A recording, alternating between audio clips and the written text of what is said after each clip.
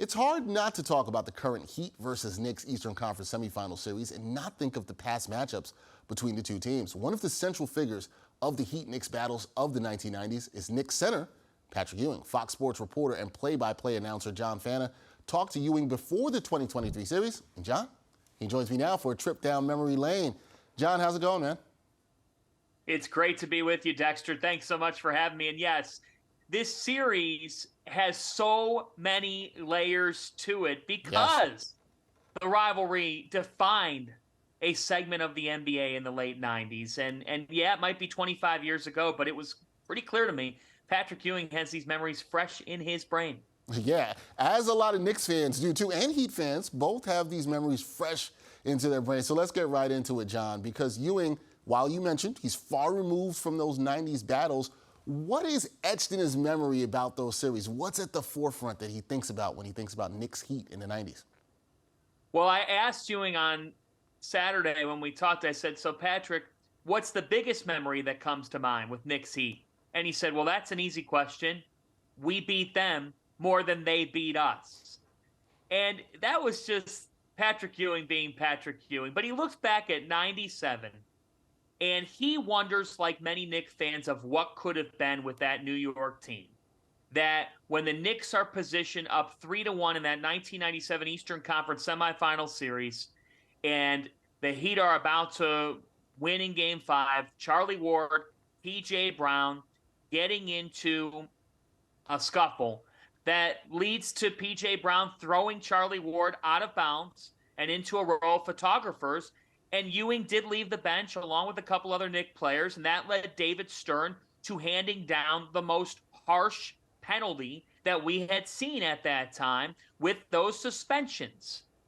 Ewing looked at that suspension, and he still to this day says he doesn't feel it was fair. He doesn't feel it was fair.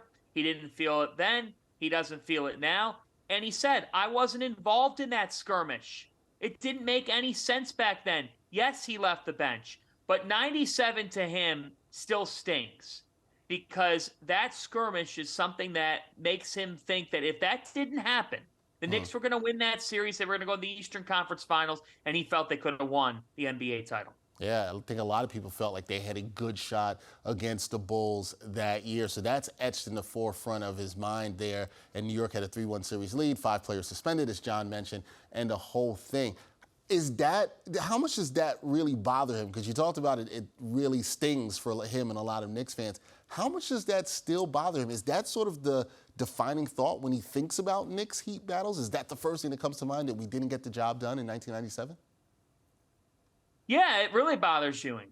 It really bothers him. And I thought that was interesting because Patrick did say, look, it happened a quarter century ago, but I think he knows what the rep is in New York, and that is, look, he could never win the world championship. And so because of that eats at his heart. It really does.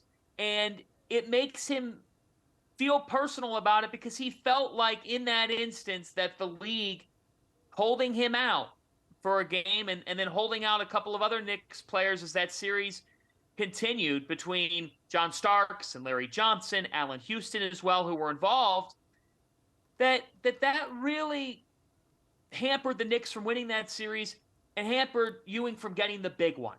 It bothers Patrick that he could never deliver the championship for New York. He wanted that in the worst way.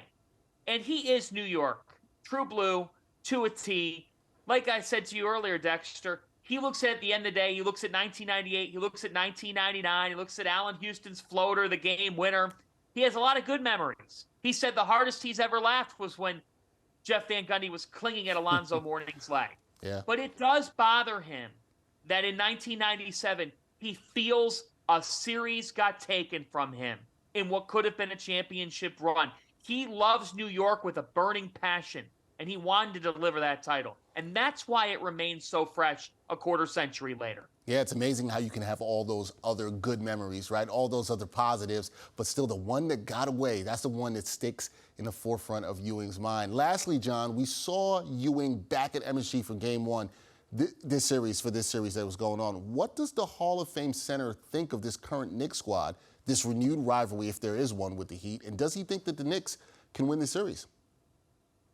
He absolutely believes the Knicks can win this series, and he loves this Knicks squad. He says it takes him back to his days as a player, that the Knicks don't have Kevin Durant or Steph Curry, Dexter.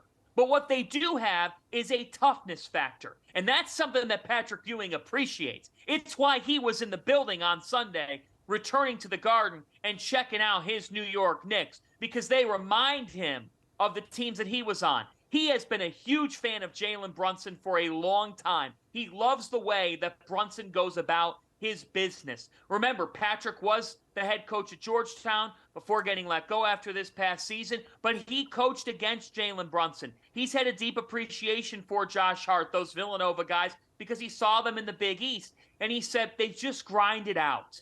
They figure out ways to win. The Knicks play a certain style. When they've been their most successful, they've played this gritty, gutsy, tough-minded, hard-nosed style. And it's something that Ewing appreciates. And I think what he loves the most is that they're a no-excuses team. Julius Randle's battled this injury.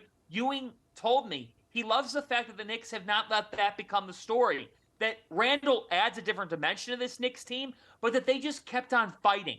They kept on going after Cleveland, and that's how they advanced in this playoffs. So, to me, Ewing really appreciates this Knicks team, and I think that's why you saw him courtside on Sunday, to get back to the Garden for a big game, in a place and for a team that he loves dearly, and a team that he sees some qualities from his playing days. Yeah, he definitely sees that. Loves the Knicks dearly. Knicks fans love him back. Blue and orange, everything with Patrick Ewing, and we'll see if he's in the building for Game 2. I know John Fanta will be in the building for Game 2. So will I. And we'll see if the Knicks can get a victory in Game 2 and even their series up with the Heat at 1 game apiece. Check out John's story on Patrick Ewing and taking a trip down memory lane about Knicks versus Heat on FoxSports.com. John, thank you for the time. I will see you soon. Always good to see you and talk some hoops. Dexter, great to see you. Thanks for having me. Anytime.